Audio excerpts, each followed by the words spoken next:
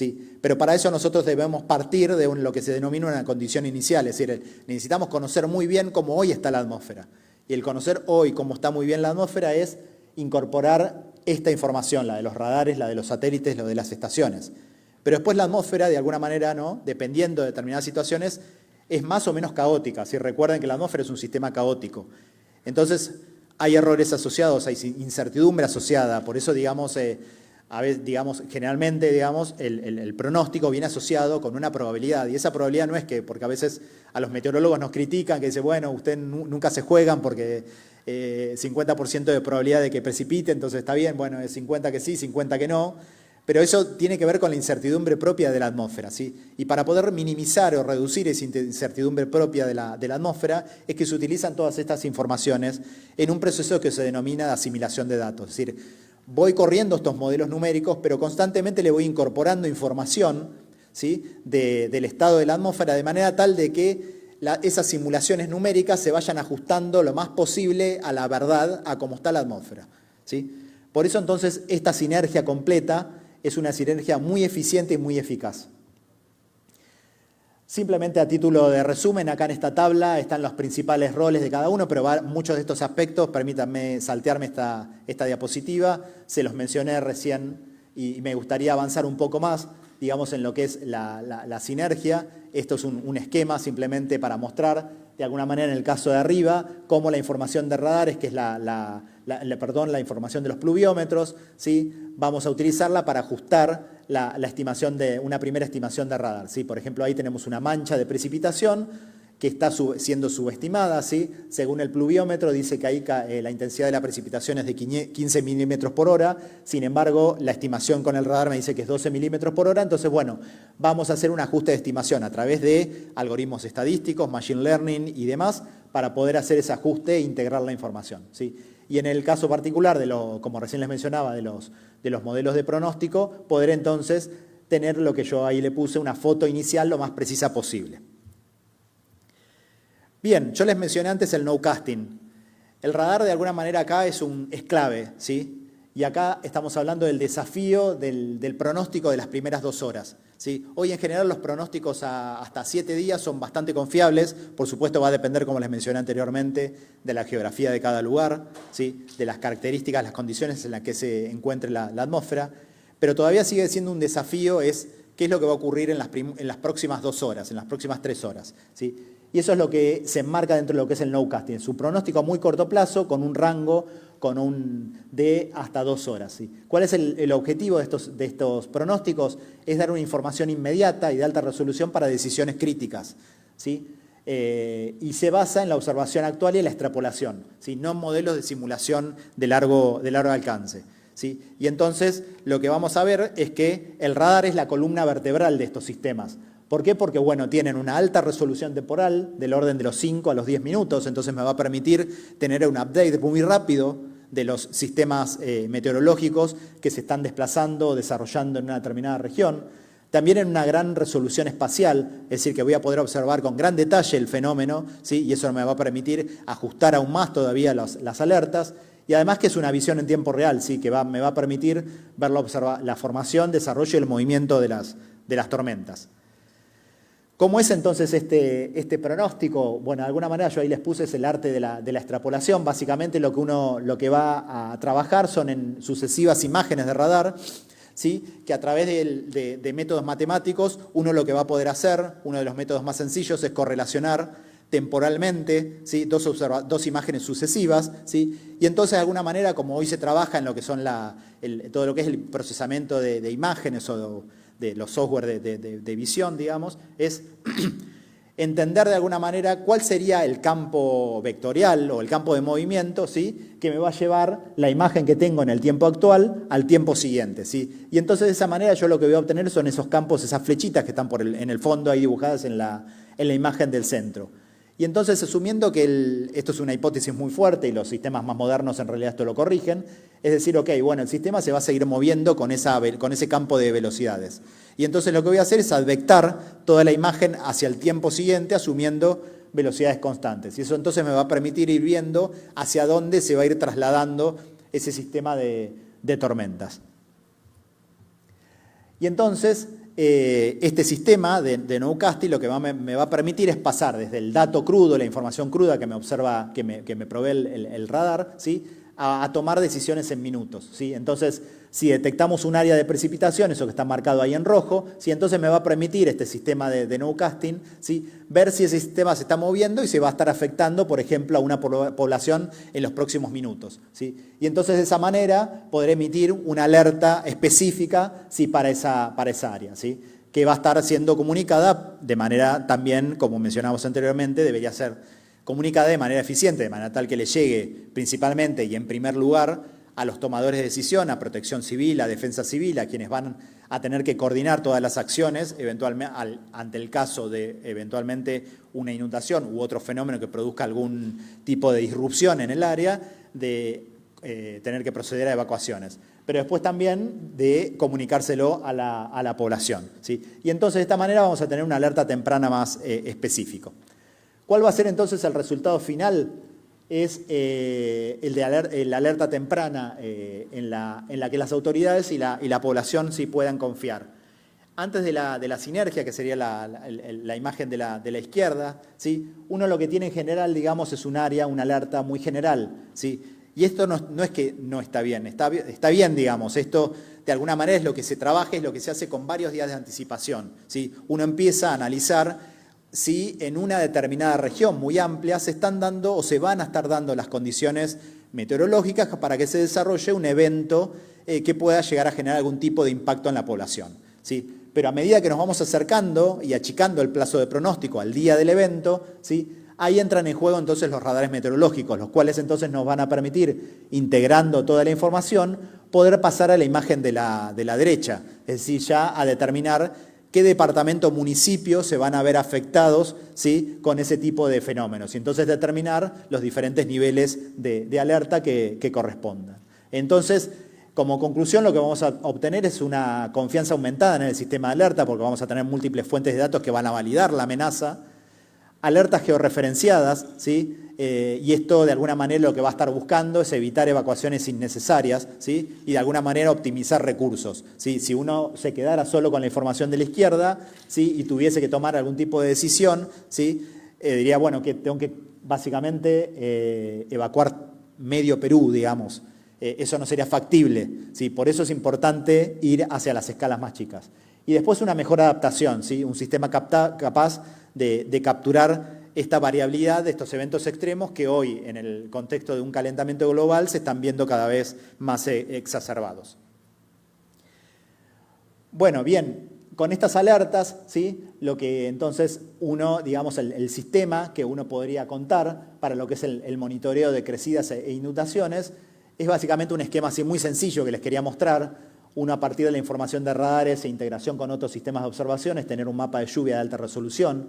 Ese mapa de lluvia de alta resolución va a ser en la entrada el insumo para un modelo hidrológico, ¿sí? Entonces, con ese modelo hidrológico vamos a ver cómo el agua se va a mover a lo largo de la cuenca y entonces si va a haber un riesgo de crecida, ¿sí? Vamos a poder hacer un pronóstico de caudales o de niveles del río y entonces, teniendo información de niveles críticos en determinadas zonas, ver si entonces va a haber un riesgo de desbordes e inundaciones, ¿sí? Y por último, entonces, la emisión de la alerta temprana por inundación. Por eso, digamos, el paradigma acá es el salto de saber que está lloviendo en un determinado lugar a que el río crecerá peligrosamente en 2 horas. Este es el pilar básico de lo que es el pronóstico por impacto, ¿sí? Algo que se está trabajando fuertemente en todos los servicios meteorológicos e hidrológicos del mundo, ¿sí? Pasar de lo que es comunicarle a la población, bueno, mañana, como les mencionaba antes, va a estar lloviendo y la temperatura va a ser de 20 grados, a comunicar en realidad cuál va a ser el impacto de esa información. Bueno, la temperatura va a ser muy elevada, entonces, bueno, va a haber ciertas recomendaciones a tener en cuenta, ¿sí? O si va a haber tormentas fuertes, bueno, ¿cuáles van a ser las recomendaciones? Que va a haber riesgo de que haya cortes de luz, de que no circulen por las calles, porque puede haber riesgo de caída de ramas, de árboles y demás, ¿sí? Eso es lo que se está trabajando en cambiar el paradigma del pronóstico para que se sume en realidad más lo que tiene que ver con cuál va a ser el impacto que va a estar generando ese fenómeno meteorológico, para que eso permita también tomar mejores decisiones, ¿sí?, en la vida diaria nuestra como en la de cualquier otra actividad. Bien, y para ir cerrando, entonces, quería dejarles estas 3 acciones que me parece que son prioritarias para poder capitalizar, ¿sí?, toda esta visión y la integración de los radares, ¿sí? Como todo sistema tecnológico, digamos, de por sí, la instalación propia de los instrumentos no alcanza, digamos, ¿sí? Los instrumentos tienen que venir acompañados de otras acciones, ¿sí? Acciones como, por ejemplo, por un lado, el de expandir la red. Hoy les hablaba de que no alcanza con un radar, con 2 radares, más en topografías complejas. Es necesario poder contar con una red de radares que permita poder observar de manera detallada todos los rincones de una región compleja como puede ser la del Perú. De manera tal que toda esa información se integre y uno pueda tener una información bien, entonces, detallada de lo que sucede en cada uno de los lugares. Pero además, por otro lado, hablando de esta sinergia, el poder integrar toda la información, es decir, pensar en tener en cuenta o crear una plataforma nacional de observaciones integradas, ¿sí?, que unifique datos de todos los organismos que recolectan información, desde información asociada a la meteorología, a la hidrología, a los impactos, organismos tomadores de decisión, ¿sí?, y demás, ¿sí?, que permita entonces con esa información, el estar centralizada, va a permitir generar o analizar y tomar decisiones mucho más eficientes. Y por último, y no menos importante, siendo que aquí estamos discutiendo también y fuertemente todo lo que es el desarrollo, digamos, de conocimiento y la formación de recursos humanos, eso es algo clave, digamos, ¿sí? Estos instrumentos no funcionan sin recursos humanos formados detrás, digamos, y formados en diferentes ramas y profesiones, ¿sí? Desde ingenieros o ingenieras que puedan trabajar en lo que es el mantenimiento y la operación de los radares meteorológicos, ¿sí?, que conozcan cómo funciona, cómo lo puedan reparar y demás, hasta ingenieros en software que puedan trabajar en todo lo que es la comunicación de la información, el procesamiento de la información que generan los radares meteorológicos, ¿sí?, hasta expertos, digamos, que puedan analizar la información que proveen los radares meteorológicos, ¿sí? Eso es algo clave, ¿sí?, y que en general, digamos, y lo digo por experiencia, me tomo el atrevimiento de decirlo por experiencia propia en Argentina. En Argentina desde el 2011-2012 se encaró un proyecto grande de radarización. En ese momento solo contábamos con 3 radares operativos cubriendo Argentina. Argentina es un país muy extenso, con fenómenos meteorológicos muy extremos, ¿sí? Al día de hoy estamos contando con una red de más de 20 radares, ¿sí?, pero esa decisión de alguna manera no vino acompañada de la inversión necesaria para poder formar recursos humanos. ¿Sí?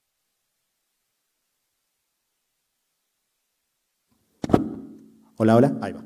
Esos recursos humanos se fueron formando de a poco en las universidades, en los servicios meteorológicos, pero no al ritmo en el cual la red fue creciendo, ¿sí? Por eso es un aspecto que es importante mencionar para los gobiernos, digamos. Es importante la inversión en tecnología, pero es importante también que un puñadito de esa tecnología, estas tecnologías son muy caras, ¿sí?, se puedan volcar en la formación de recursos humanos, ya sea a través de programas de becas, de incentivar carreras que puedan estudiar, que estén relacionadas con estas temáticas, incentivar subsidios a través de proyectos de investigación que puedan explotar la información, ¿sí?, de estas nuevas tecnologías. Entonces, como conclusión, ¿sí?, lo que les quería mencionar justamente en relación con esto es que la radarización es una inversión estratégica, ¿sí?, en lo que tiene que ver con la seguridad nacional, ¿sí? La implementación y operación eficiente de una red de radares meteorológicos de alguna manera no es un lujo tecnológico, ¿sí? Eso es algo que hay que encarnarlo y tenerlo muy presente, sino que es una inversión estratégica en lo que tiene que ver con la seguridad nacional, ¿sí?, la resiliencia económica y la protección de las vidas, ¿sí? Eso es muy importante, ¿sí? Y para cerrar entonces, el radar, como les mencioné anteriormente, nos da el ojo, ¿sí? Por otro lado, de la sinergia con otros sistemas de observaciones, la visión completa, ¿sí? Y yo creo que, bueno, un poco la discusión que se tiene que dar en estos días, en este congreso, es que, bueno, que esta visión se internalice en todos estos organismos científico-técnicos que van a estar discutiendo a lo largo de estos días, en particular en el día de hoy, que es todo lo que tiene que ver con gestión de riesgo de desastres, ¿sí?, para poder llevar adelante un programa que pueda explotar de manera eficiente toda esta información y que permita entonces construir una sociedad mucho más segura, ¿sí?, y un país mucho más resiliente. Muchísimas gracias.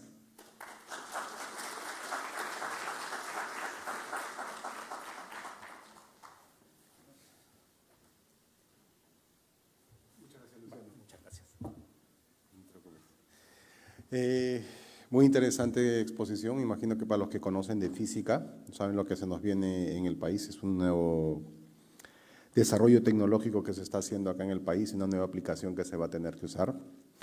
Continuando con las ponencias, vamos a comenzar con las ponencias que corresponden a las instituciones públicas de investigación. Normalmente está planeado ponencias de 20 minutos, 15 a 16 minutos de exposición y 4 a 5 minutos de preguntas. Pero como el tiempo es tirano, no quiero tenerlo más tiempo del necesario. En esta sesión, al menos de la mañana, vamos a centrarnos en exposiciones de 15 a 16 minutos. Van a haber breaks, va a haber un mediodía donde van a poder hacerle sus consultas de forma directa a los expositores. ¿De acuerdo? Para los expositores les explico una dinámica. Yo voy a estar sentado acá al costado y con un papelito le voy a mostrar cuando les falte 5 minutos para que ya vayan preparándose y luego un papelito cuando les queda 1 minuto. Inmediatamente después yo voy a subir para ir ganando tiempo. Bueno, después, como decimos, ya están dadas las reglas. Paso a continuación a invitar, por favor, un momento, a la señorita María del Águila del Instituto Nacional de Salud, la cual nos va a presentar una exposición titulada Dinámica estacional y analógica del síndrome febril agudo de niños menores de 5 años en la Amazonía, Iquitos 2025. Por favor.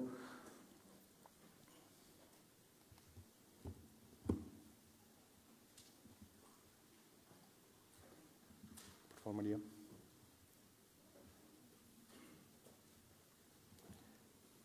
María, si deseas, tienes micrófono. Ay, por favor, te voy a usar su propio puntero. Puedes usar el micrófono.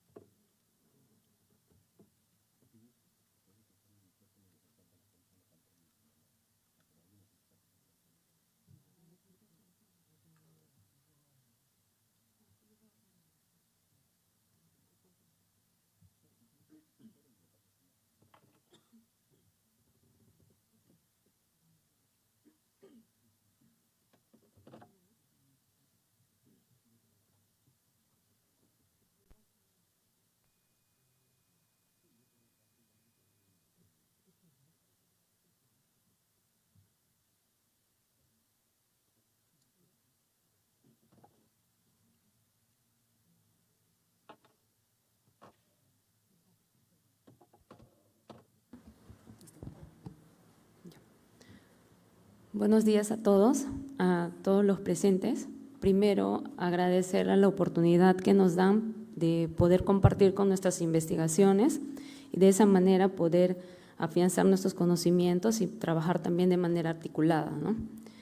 En esta oportunidad es una investigación desde el Centro de Investigación de Enfermedades Tropicales, CIETROP, que pertenece al Instituto Nacional de Salud.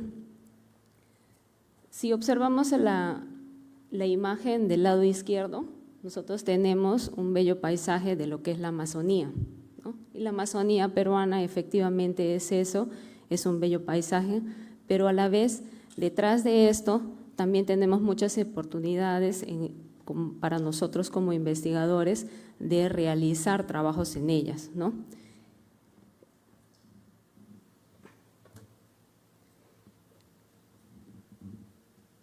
El síndrome febril agudo representa un desafío crítico para la salud pública, pero en especial en los niños, ¿no? A nivel mundial estamos hablando más o menos de 2.2 mil millones de episodios al año que se dan de este síndrome febril y 12 millones de ellos ocurren en el Perú.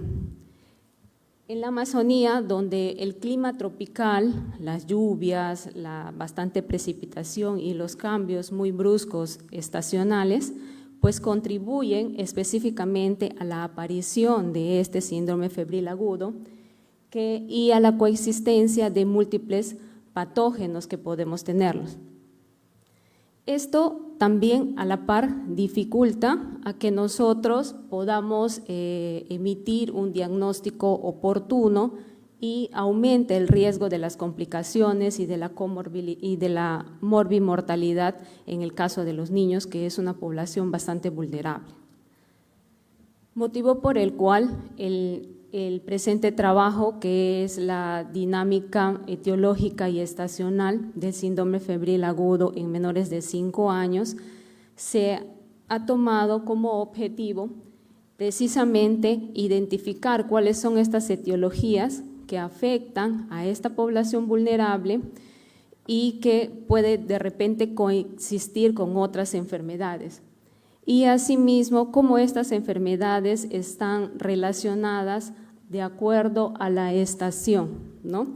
En la Amazonía nosotros no tenemos estas estaciones muy bien definidas, sino las estaciones están determinadas de acuerdo a la dinámica de los ríos, llamadas también vaciantes y creciente. Pero aún así, debido al cambio climático, esta dinámica estacional se ha visto bastante afectada y por ende afecta también a la población en cuanto a la salud. Para el presente trabajo de investigación, los datos fueron recolectados de la vigilancia centinela del síndrome febril agudo mediante pruebas moleculares en la provincia de Maynas, que lo realiza el Centro de Investigación en Enfermedades Tropicales con sus siglas CIETROP, que pertenece al INS. Este trabajo de investigación fue diseñado de forma transversal, retrospectivo, observacional y cuantitativo. La población de estudio estuvo compuesta precisamente por las personas que acudieron a los 13 establecimientos de salud que fueron seleccionadas por el Centro de Prevención y Control de Enfermedades de la Jereza Loreto. Estos 3 establecimientos de salud, que los tenemos en la parte izquierda, es principalmente el Hospital Regional de Loreto, que es un establecimiento referente del departamento de Loreto, a donde asiste mucha de la población. Los otros 2 centros que pertenecieron a la investigación son los centros de salud 6 de octubre, el ACLAS Belén de Villa Belén. Estos 2 últimos establecimientos se encuentran en el distrito de Belén, que es un distrito que está muy expuesto a inundaciones, a constantes inundaciones, y también es uno de los distritos más pobres de de la ciudad de Iquitos. Entonces, motivo por el cual se vio importante priorizar, trabajar con esta población. Y adicional a ello, también presenta el número de niños que esta población presenta es mucho mayor.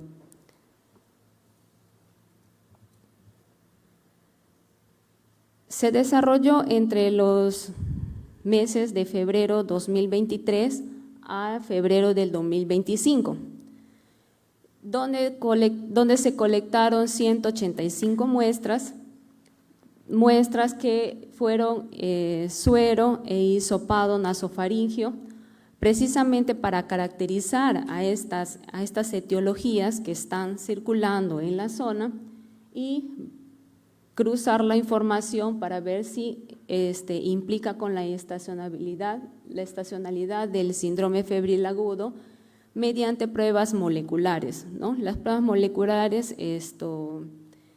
la reacción en cadena en la polimerasa en tiempo real para las 6 etiologías que se seleccionaron, que fueron el SARS-CoV-2, la influenza con sus subtipos y linajes A y B, el virus sincitial, dengue, oropuche y mayaro.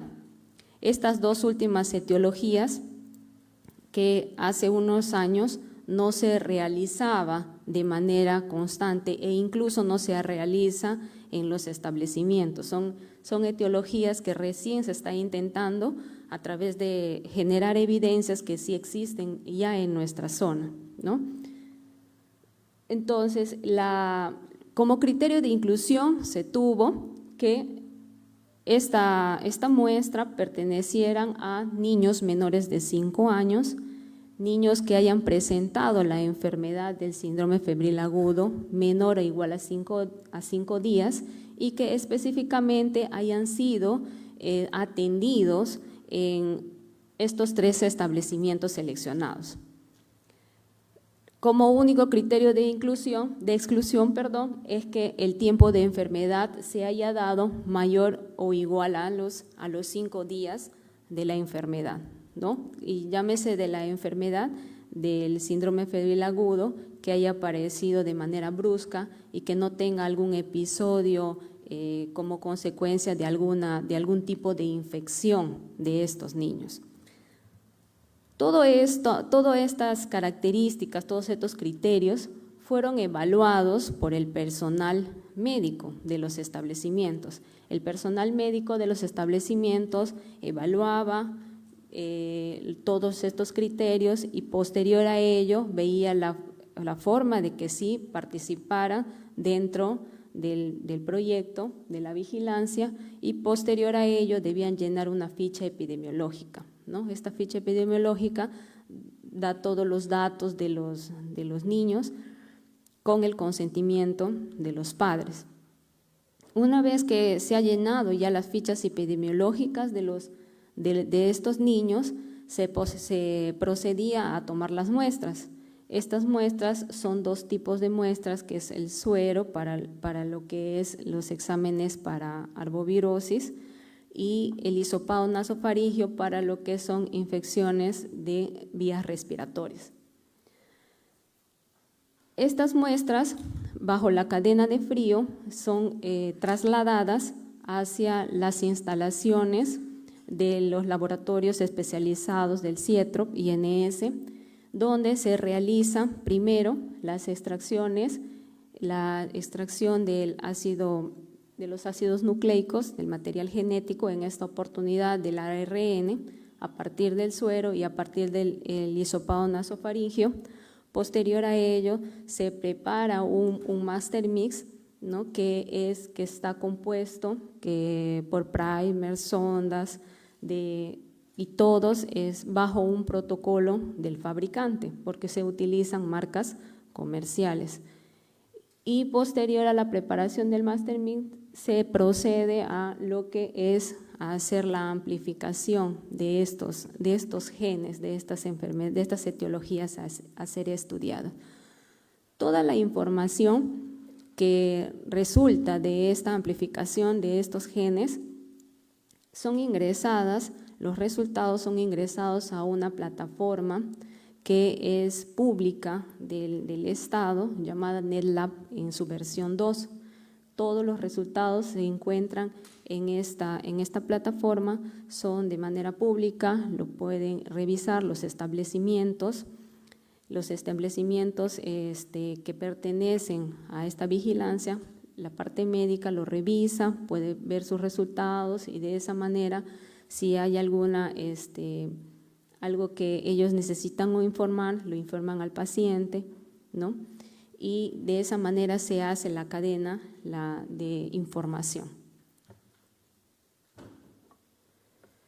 Como resultado de esta investigación, de esta dinámica, se ha podido conseguir del análisis de 185 muestras que han sido estudiadas de los niños menores de 5 años, se hizo primero una correlación de coinfecciones para ver si existen diferentes enfermedades que realizan coinfección en estos menores. Se utilizó la estadística Pearson, la correlación de Pearson, donde esto arrojó que no existe una asociación lineal entre las etiologías estudiadas, como podemos observar aquí en el gráfico, ¿no?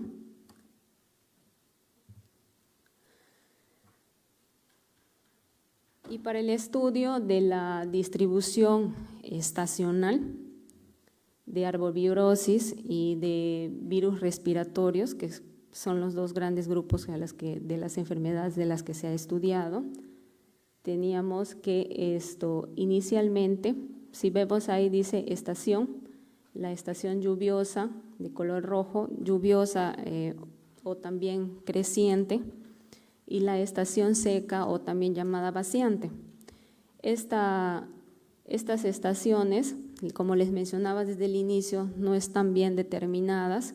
Según las bibliografías dice que la estación lluviosa se da en las épocas de marzo a mayo y la estación seca se da desde junio hasta octubre, ¿no? Pero nosotros que estamos en la zona podemos ver incluso que hay mucha variabilidad en lo que es la estacionalidad, o sea, no se cumple así a rigor esas fechas, ¿no?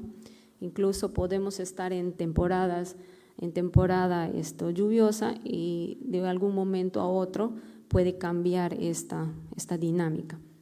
Entonces, bajo ese concepto se estudió esta parte de lo que es la estacionalidad y se pudo determinar que en el caso de la estación lluviosa, Oropuche fue una de las etiologías que mayor presentaron estos menores. Seguido también tenemos del virus sincitial y seguido del virus de la influenza, ¿no? Que es mucho más común en estos menores. Pero en la estación seca se pudo determinar mediante análisis estadísticos que efectivamente el dengue sigue siendo una de las etiologías que mayor prevalece en nuestra zona, que a pesar de que es uno de los más estudiados, hasta ahora no se ha podido de repente disminuir esta prevalencia de esta enfermedad, ¿no?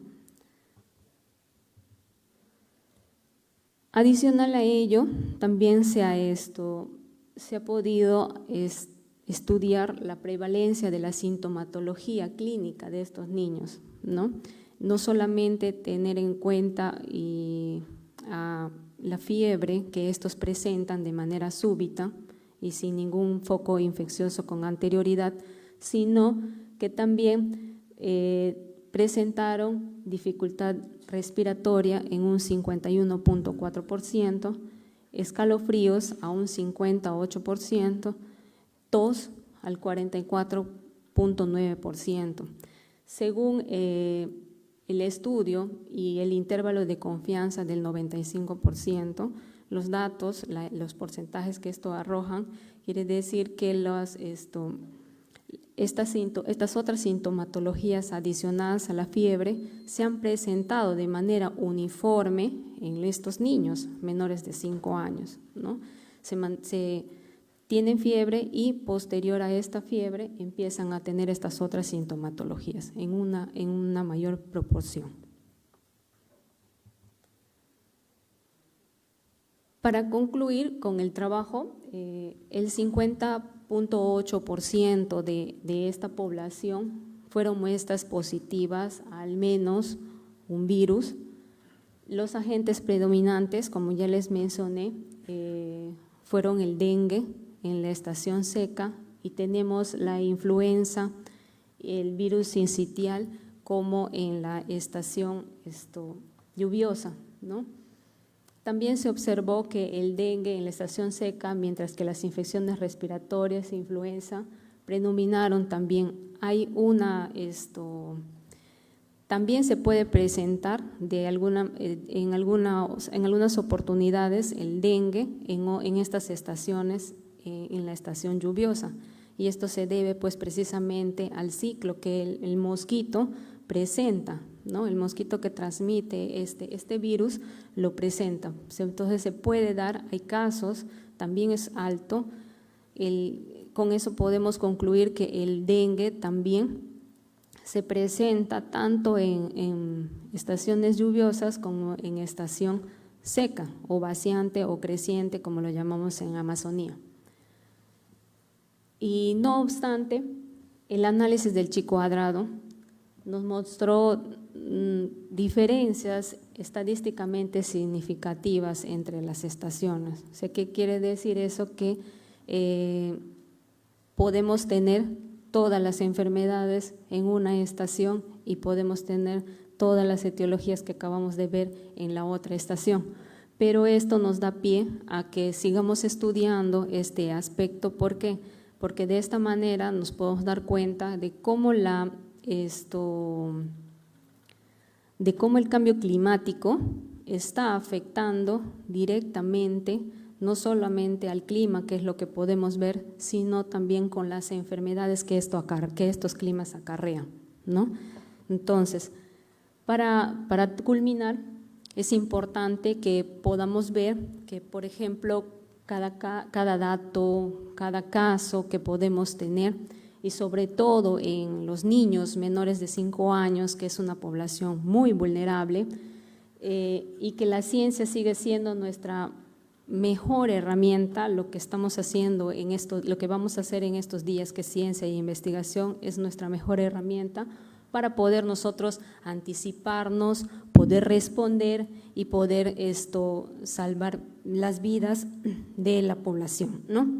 Y no terminar sin antes agradecer al gran equipo que pertenece al Centro de Investigación, en este caso perteneciente al INS. Muchas gracias.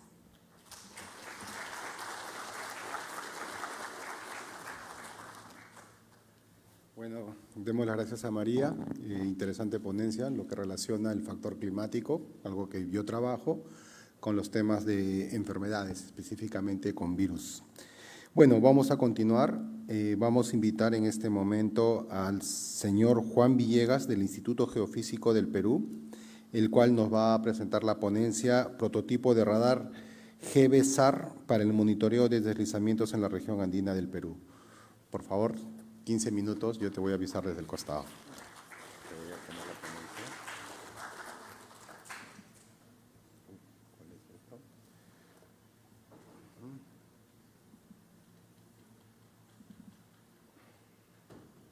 Está en… ¿Tiene un puntero? No, trajo su propio puntero, este no está, pero…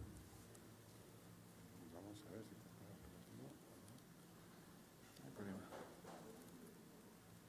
No hay problema. Ya, no importa. Está bien. Buenos días con todos. Muchas gracias por estar aquí. Es un honor y un gusto compartir los proyectos de investigación que estamos realizando en el IGP con ustedes en este primer Congreso Nacional de Ciencia y Tecnología.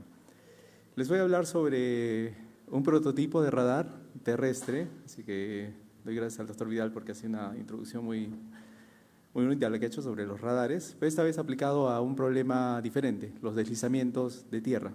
que afectan tanto a nuestro país. Este trabajo lo hemos hecho en el IGP en el marco de un proyecto financiado justamente por Fondesit y Ciencia Internacional con el IGP, y bueno, hemos participado todos los investigadores que aparecen en esta lámina. Bueno, los deslizamientos de tierra son uno de los fenómenos más recurrentes que ocurren en nuestro país y pueden causar importantes daños económicos, lesiones e incluso la pérdida de vidas. Estamos viendo aquí dos imágenes de dos eventos geodinámicos, deslizamientos, uno en Yusco en el 2018 que afectó a 50 familias, como se puede ver aquí, las casas están seriamente afectadas, y otro en la región de Huancavelica, en Cuenca, donde un gran bloque de masa de tierra se deslizó y causó también una afectación a 35 familias más o menos. Estamos viendo claramente en la parte superior derecha cómo las casas han quedado justo al borde del colapso. Esto ha ocurrido en el año 2014 y además causó el embalse del río Mantaro y el bloqueo de la vía férrea que está en la parte baja del valle. Entonces, según reportes de INDECI también, entre el año 2003 y el 2024 se han registrado cerca de 4.000 deslizamientos en todo el país, que han afectado a más de 228.000 personas a nivel nacional.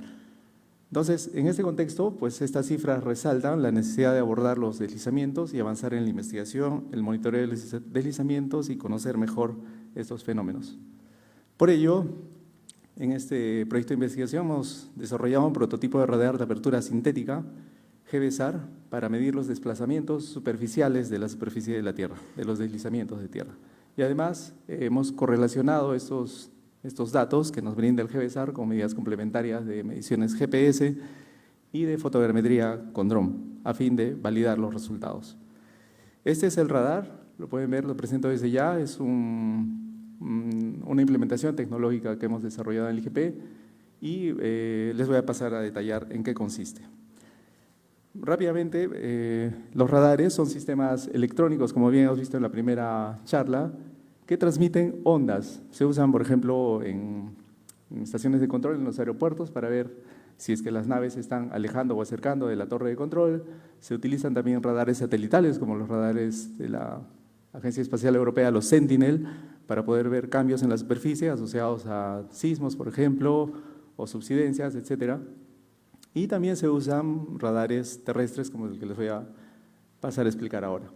Está basado en 3 principios. El primero es el principio de reflexión de ondas electromagnéticas, el segundo es de la velocidad de desplazamiento constante y también en un viaje en línea recta.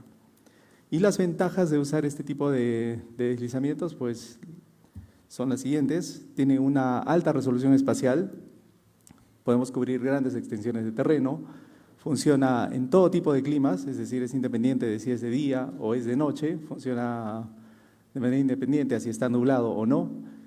Opera 24 horas del día, los 7 días de la semana, 24 horas del día, sí, 7 días de la semana y todo el año. Nos permite hacer un monitoreo en tiempo real y permite hacer un monitoreo no supervisado y monitoreo remoto. Es decir, podemos estar desde un gobierno local, un gobierno regional o en un instituto de investigación y poder monitorear el deslizamiento. Este radar trabaja en la banda K, más o menos la longitud de onda es de 1.6 hasta 2 centímetros y tiene una antena emisora que es la que estamos viendo aquí de color verde. Entonces estas antenas lo que hacen es emitir ondas electromagnéticas sobre una superficie y miden el tiempo de viaje de la onda desde que sale de esta antena hasta que regresa al sensor. Y si es que ocurren cambios en la superficie de la Tierra, vamos a poder detectar, como se está viendo en esta imagen, ese cambio. Bueno, el sistema está compuesto por estos 3 grandes componentes que estamos viendo aquí. El radar, que está implementado con antenas, un amplificador, un sistema lineal de posición que es la riel, porque se va desplazando lateralmente. La parte central es un sistema remoto. Esta es la primera parte, antenas, amplificador, un BNA. La segunda parte es la unidad de control, donde está la computadora que va a ir recolectando los datos, va a ir cambiando esta información que viene recolectando el radar, que es amplitud y fase, y la va a pasar a deformación. Y luego un sistema de monitoreo remoto, que es el que se va a encargar de transmitir toda esta información a un centro de monitoreo. Para probar este radar, pues lo hemos instalado en 2 escenarios distintos. Según INDECI, Huancavelica y Junín son dos de las zonas donde se presenta con mayor incidencia este tipo de fenómenos, en otras regiones del país también, pero esta es una de las que más presenta. Entonces, hemos escogido Cuenca, en Huancavelica, allí donde está el río Mantaro, y hemos instalado el radar en la parte al frente del deslizamiento. Acá está el río Mantaro y el deslizamiento está aquí está la localidad de Cuenca. Está más o menos a 700 metros frente al deslizamiento. Y otro escenario donde hemos instalado es en Junín, se ve aquí el deslizamiento también y está ubicado a 750 metros frente al deslizamiento. Son dos escenarios distintos, en uno estamos a más de 3.000 metros de elevación sobre el nivel del mar, es un paisaje de sierra, como pueden ver ahí, y aquí ya estamos en Junín, Ceja de Selva, entonces hemos puesto a prueba en dos escenarios distintos el radar para ver cómo se comporta. Debido al tiempo, les voy a mostrar solamente resultados para Cuenca en esta presentación, pero podemos discutir luego. Aquí pueden ver, están los radares ya implementados en sus casetas allí. Entonces, hay una riel, que es esta riel que estamos viendo aquí, sobre la cual se desplaza el radar lateralmente y va emitiendo ondas electromagnéticas sobre la superficie del deslizamiento a fin de detectar cambios en el tiempo de viaje de estas ondas. Si es que hay un cambio, lo vamos a conocer y vamos a poder detectar esa pequeña deformación si es que ocurriera. Lo que genera al final son imágenes como las que estamos viendo aquí, imágenes de radar. Lo que estamos viendo aquí es la medida de fase, que es la distancia de la onda electromagnética que viaja hacia la superficie y regresa. Y lo que hacemos es calcular la diferencia de estas dos imágenes y el resultado se llama un interferograma. Y con ese interferograma, que es el que estamos viendo a la derecha, podemos detectar los cambios sutiles que estuvieran ocurriendo sobre la superficie de la Tierra. En términos de datos, a partir de este interferograma podemos obtener el desplazamiento del suelo, el desplazamiento acumulado a lo largo del tiempo, la desviación estándar y una relación señal-ruido de la señal que estamos recibiendo del radar. Entonces, aquí les presento el resultado para Cuenca, para un año de monitoreo. Estamos viendo aquí el interferograma, esta es la superficie del deslizamiento, esta que estamos viendo en la mano izquierda, la hemos subdividido en celdas para poder ver qué zona es la que está presentando mayor o menor movimiento. Y por ejemplo la zona 1, que está aquí en la parte superior, estamos viendo la serie de tiempo y acá a la izquierda la zona que cubre. Bueno, tiene un desplazamiento oscilante, que es normal, digamos que está en el intervalo regular, no se está desplazando.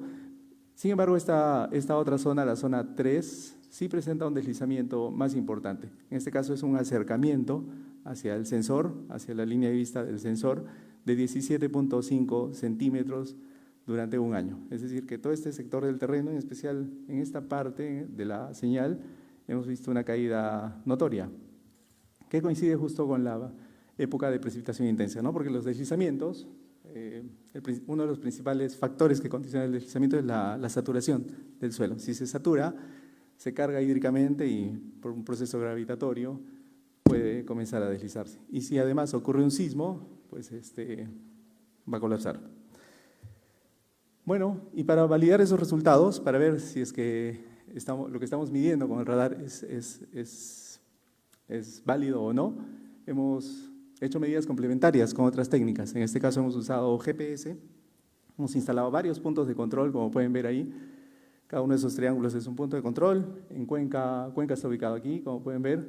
Hay un punto aquí que es el CU08, que es el que está más hacia el borde del deslizamiento, y los hemos ido midiendo cada año. Es decir, hemos puesto el instrumento durante 2-3 días y hemos obtenido una coordenada muy, muy precisa. Hemos utilizado GPS diferenciales y lo que hacemos es cada año comparar esa coordenada para saber si es que la superficie de este deslizamiento se está moviendo o no. Pueden ver aquí los hitos que hemos colocado, ahí están las antenas de doble frecuencia y bueno, hemos capturado datos en estos lugares. Aquí les muestro una serie temporal para uno de los sitios. Esta es la estación CU08, la que les decía que está justo al borde de la zona de fallamiento, del deslizamiento. Y aquí estamos viendo las componentes norte, este y vertical para esta estación. Y en la vertical, sobre todo, pueden ver ustedes la tendencia negativa, es decir, que estaba sufriendo un proceso de subsidencia. Y pasó que luego de la medida que efectuamos aquí en este año, Regresamos el siguiente año para medir y ya no estaba ese sitio, había colapsado, se había deslizado completamente, ¿no? Y ya se observaba ciertamente en las dos medidas anteriores que había un proceso de subsidencia.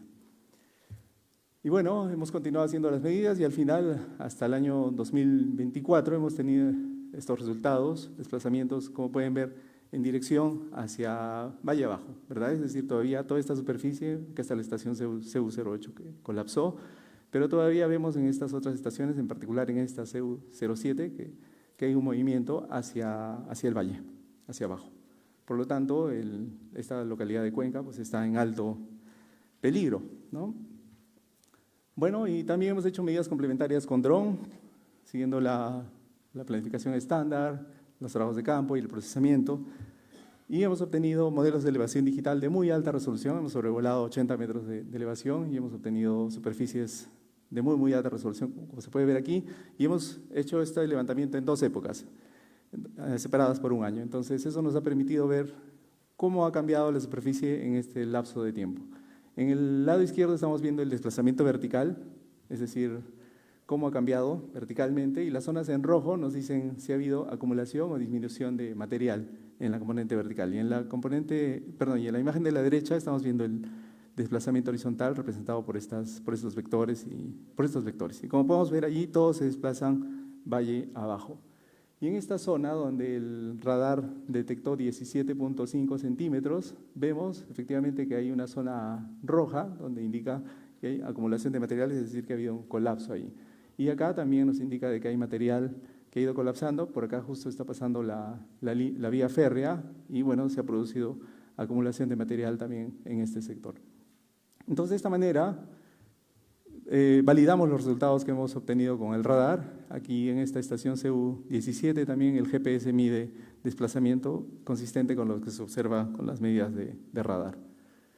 Bien, para finalizar entonces vemos que nuestro país es propenso a la ocurrencia de deslizamientos y que la brecha en instrumentación y el conocimiento de estos es todavía grande. Entonces, con este proyecto de desarrollo tecnológico que presenta el IGP, proponemos la implementación de este tipo de radares en los deslizamientos más activos del país para poder monitorearlos, caracterizarlos y estudiarlos.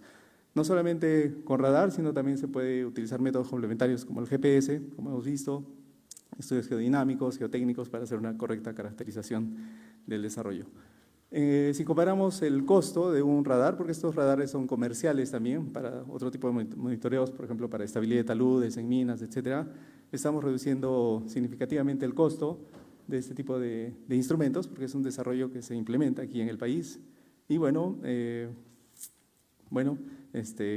una herramienta que pone a disposición el IGP para el uso de los gobiernos locales, los gobiernos regionales, en todo el país, allí donde ocurran deslizamientos. Muchas gracias. Sí. Y bueno, si quieren conocer un poquito más de este proyecto, en el repositorio del IGP están las publicaciones asociadas a este trabajo. Muchas gracias.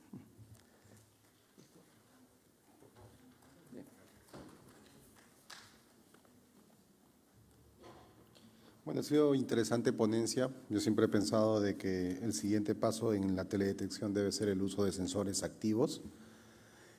Contamos con un satélite pasivo, pero pienso que es un paso que tenemos que dar. Bueno, continuando con las ponencias, voy a invitar en este momento por favor. Nos toca en este momento con el señor Miquel Palomino del Instituto Nacional de Innovación Agraria. Él nos va a presentar el día de hoy la presentación que se llama Sinergia del Bacillus subtilis y Pseudomonas, putidas sobre el crecimiento y propiedad del suelo en el arroz INIA 515 Capotella. Lo leí bien, ¿no? Un momento, por favor. Voy a hacer una pregunta. Yo tengo un marcador. ¿Se lo puedo poner ahí? Hubo problemas hace un rato. Usa el láser, utilízalo para ayudarte, pero pásalo con la computadora. Pásalo a mano con la computadora. Sí, pásalo con la mano y apóyate con el láser. 15 minutos, ¿no? Sí, estate pendiente que yo voy a estar abajo. 5 minutos, 1 minuto. Por favor. Micrófono acá, ¿no?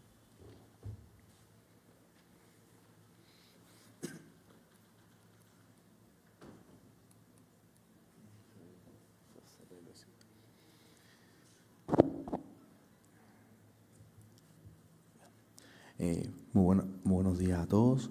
Gracias por la invitación a este importante evento de la ciencia y la tecnología del Perú, que constituye el primer Congreso de Ciencias y Tecnologías de los Institutos Técnicos de Investigación, en nombre de nuestro presidente ejecutivo del INIA, Juan Ganosa Roncal, y de nuestro director de Servicios Generales Estratégicos Agrarios, el ingeniero Juan Carlos, ofrecerles nuestro más cordial saludo y también el agradecimiento por estar presente y compartir con ustedes esta investigación que es producto de un grupo de investigadores y también de aportes a la ciencia peruana en esta temática que está muy vinculada a la agricultura 4.0, sobre todo en lo que tiene que ver con la mitigación al cambio climático.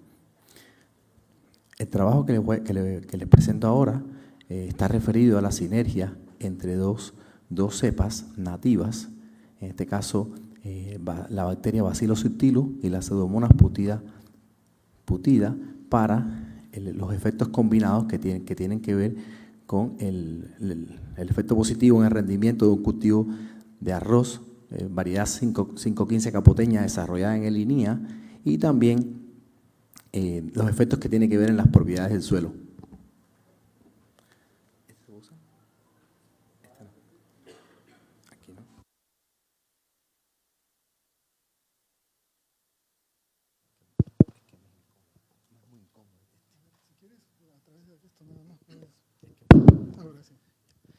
Ya, ahora, así. Ya, perfecto. Sí, porque es mucho más cómodo este micrófono que el que es fijo. Bueno, como les decía, este es un estudio sobre bioinoculantes. Es un área que estamos desarrollando en el proyecto de suelo, aguas y foliares del Instituto de Innovación Agraria, vinculado en este caso al proyecto de nuestro laboratorio, y esta investigación en particular estuvo vinculado con la Universidad Nacional Pedro Ruiz Gallo de Lambayeque.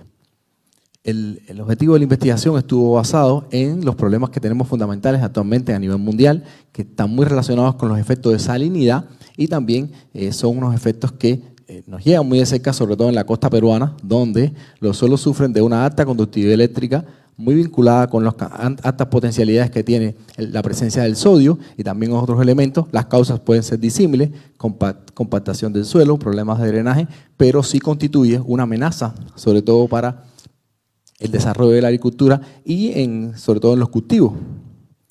Ante esta problemática nos vimos en la necesidad de hacer estudiar o poner a prueba nuestros bioinoculantes, que es el empleo de algunas cepas nativas, y evaluar al mismo tiempo su efecto individual y combinado sobre el crecimiento y desarrollo de las plantas y también en las propiedades del suelo. En un inicio no esperábamos un resultado como el que tuvimos, y poco a poco en la investigación, que les voy a mostrar de una manera muy expedita, pues fuimos obteniendo resultados que avalan el uso de estas cepas como un futuro promisorio para mitigar estos efectos del cambio climático que atañen a nuestro país Perú y sobre todo a la costa peruana, en lo referido al estrés salino que afecta a los cultivos, en especial la variedad de arroz, que es muy consumida a nivel mundial, y también en el Perú. La investigación, como les decía, tuvo lugar en la Estación Experimental Vista Florida, en colaboración con la Universidad Nacional Pedro Ruiz Gallo. En un inicio partimos de lo que llamamos los asmácigos. Una vez constituido el cúmulo de asmácigos, pues lo sometimos de manera general a un proceso de incubación aproximadamente de 2 horas con las cepas con determinadas cepas establecidas que fueron seleccionadas por haber sido tolerantes a determinadas molaridades crecientes de cloruro de sodio, como les voy a mostrar posteriormente, y luego pasaron a un invernadero, como vemos en el ítem C. Por supuesto, esto es una de las cuestiones limitantes del estudio, pero no deja de ser relevante en lo que tiene que ver con resultados promisorios que pueden utilizarse en campo y ser validados posteriormente, lo que le da un valor fisiológico, sobre todo en la problemática a nivel mundial, en lo que atañe a este certamen. Y bueno, en la última imagen pues les muestro que para poder utilizar esta serie de bacterias hay un estudio previo cinético de las bacterias, además que las bacterias han sido secuenciadas desde el punto de vista molecular por el cromosoma 16S, y además, como hay un conocimiento de la cinética, se sabe los tiempos que se deben tener para lograr esas unidades formadoras de colonias específicas, o en su equivalente la densidad óptica, de manera que se puedan utilizar exactamente las cantidades necesarias para establecer estos inóculos. Bueno, los elementos que tuvimos en cuenta en esta investigación fueron análisis del pH, carbono total, nitrógeno total, conductividad eléctrica o fuerza iónica, carbono orgánico total también, bueno, se repite, el fósforo y el potasio disponible, la medición de metales pesados, si hay tiempo pues le explico, aunque no estuvo incluida en un primer momento en esta publicación, pues sí tuvimos un resultado interesante referido a los metales pesados y su bioacumulación en el grano posterior de la semilla. Y por supuesto la capacidad de intercambio catiónico, sobre todo referido a 3 iones que mostraron un efecto sinérgico y bien interesante.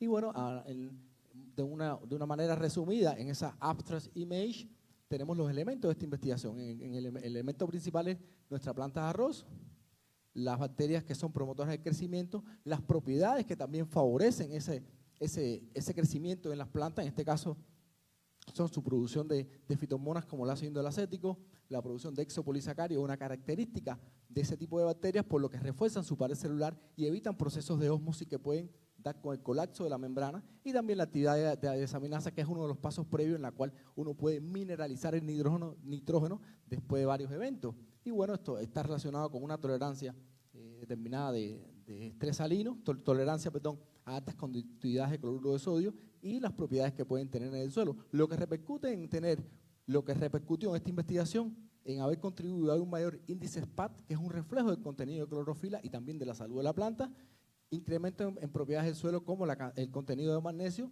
y también un mayor número de panículas y también peso total del grano y de la planta, lo cual está relacionado como tal con el rendimiento de la planta y es un elemento que vimos, sobre todo en la última parte de esta investigación, donde se hizo un análisis planta-suelo, un análisis de modelaciones estructurales de ecuaciones, y nos dio una visión holística como tal de esta investigación que partió del uso de binoculantes actualmente.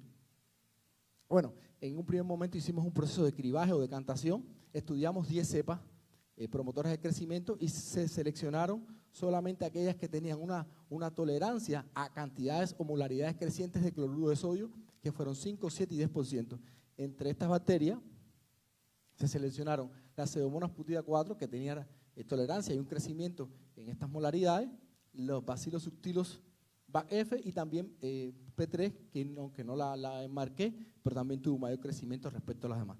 Una vez obtenidas estas 3 cepas de estas 10 iniciales, pues hicimos una serie de combinaciones que incluían en los 3 primeros tratamientos cepas individuales, Bacillus, Pseudomonas 3, Pseudomonas 4, y en lo adelante de 4, 5 y 6, pues hicimos combinaciones bivalentes y trivalentes, de manera que pudiéramos estudiar el efecto de esas cepas, a ver qué efecto pudieran tener en la planta y también en el suelo. Y bueno, por supuesto, un tratamiento control 8, en el cual no se vio significancia y se vio que los niveles se mantenían cerca del 0, como también le podemos decir en este término en biotecnología, los niveles basales.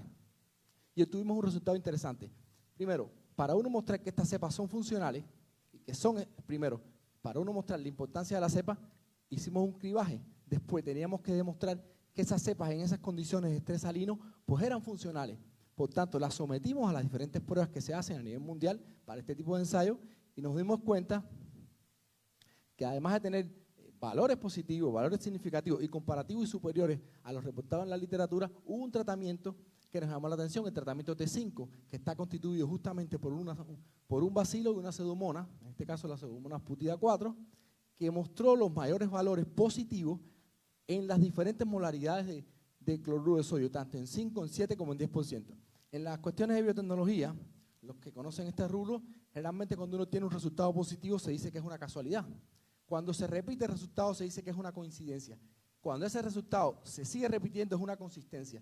Que en la mayoría de los casos de la biotecnología o en la fisiología no hay diferencia significativa porque es muy complejo.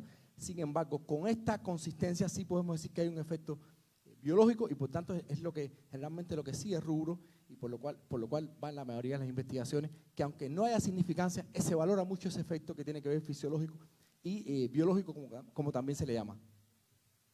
Bueno, después seguimos a continuación con un ensayo de germinación para ver qué influencia pudieran tener o tuvieron esos tratamientos sobre la etapa inicial de la planta, que era la germinación. Y aquí hay un resultado interesante desde nuestro punto de vista. Si bien T5, que es la combinación que en un inicio daba los mejores resultados, no fue el mayor valor en el porcentaje de germinación, fue el segundo, sí pudimos comprobar algo. Los procesos biológicos son procesos complejos. no son procesos lineales, por tanto no tenía que ser T5, sin embargo T5 sí está incluido porque T1 forma parte de la combinación T5, lo que nos quiere decir que estos procesos son complejos, no son lineales y son multifactoriales, y es un reflejo de la dinámica de los procesos metabólicos, de la dinámica de los procesos enzimáticos, que tampoco son lineales. En el caso de las enzimas, por ejemplo, responden a ecuaciones de Michaelis-Menten, en este caso, y no son lineales, sino exponenciales. Es decir, aunque no lo parezca, nos está validando los resultados, las cuestiones propias de las investigaciones, en este caso de nuestra investigación con bioinoculantes. Después quisimos estudiar los parámetros morfofisiológicos luego de aproximadamente los 120 días de cultivo, posteriores al cultivo a la cosecha del invernadero, y analizamos varios parámetros como el número de panículas, la longitud de la raíz, el peso seco de la raíz, el peso seco aéreo y el peso total de la planta y del grano. Y bueno, ahí volvió a coincidir T5, es decir, que ya estaríamos el índice, como les decía, ya no de la casualidad, estaríamos el índice de la coincidencia. Otra vez este consorcio mostró los mayores resultados y como ven, no hay diferencia significativa. Sin embargo, hay un efecto fisiológico consistente. Luego, en estas mismas variables, pues analizamos la longitud de la planta, el número de granos llenos y número de granos vacíos, que son procedimientos estándares que se utilizan, y no vimos que T5, por ejemplo, tenía los mayores valores. Y en este caso se ratifica lo que les decía. Son procesos, los procesos del rendimiento de una planta no son lineales, dependen también del manejo, dependen de la fertilización y otros parámetros que no son necesariamente directamente ligados al bioinoculante. En este caso particular, en el cultivo no se usó ningún tipo de fertilizante, lo que constituyó otro reto del sistema, a ver esas bacterias, cuánto se podía utilizar de sus procesos fisiológicos, como son la solubilización de fósforo y potasio, en el rendimiento de las plantas. Y bueno, ya casi para terminar, le podemos ver el análisis, eso es lo que derivó del estudio de estos tratamientos, y vimos también que T5 muestra un valor mayor de pH, lo que aumenta un pequeño índice, en este caso significativo, y lo que se explica por una movilización de cationes que está a la derecha, que son cationes básicos. Es decir, se explica la movilización de cationes en el efecto que tienen como tal del pH.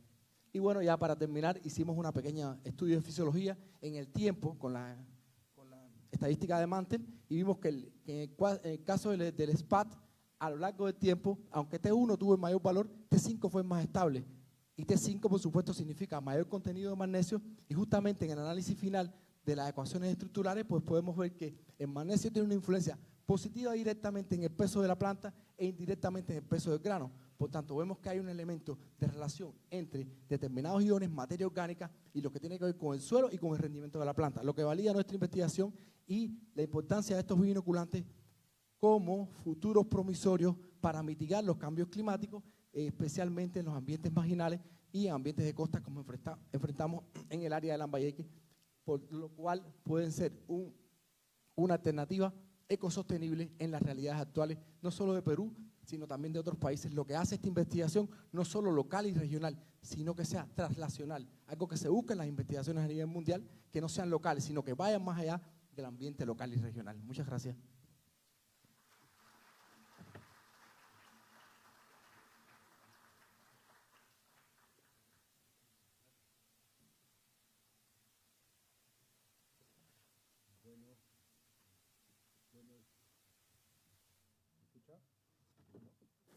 ¿Este de acá se escucha? Bueno, voy a darle el pase al maestro de ceremonias, tiene un importante anuncio que darles, por favor. Sí, muy buenos días todavía a todos. En este momento vamos a hacer un pequeño receso, los invitamos aquí a la parte posterior del auditorio a que puedan tomar un break, pero también a la vez invitarlos a la exposición de póster y también feria que hemos organizado para ustedes. Tenemos solamente 15 minutos y vamos a hacerlo bastante precisos para poder reiniciar y estar aquí con las exposiciones. Muchas gracias.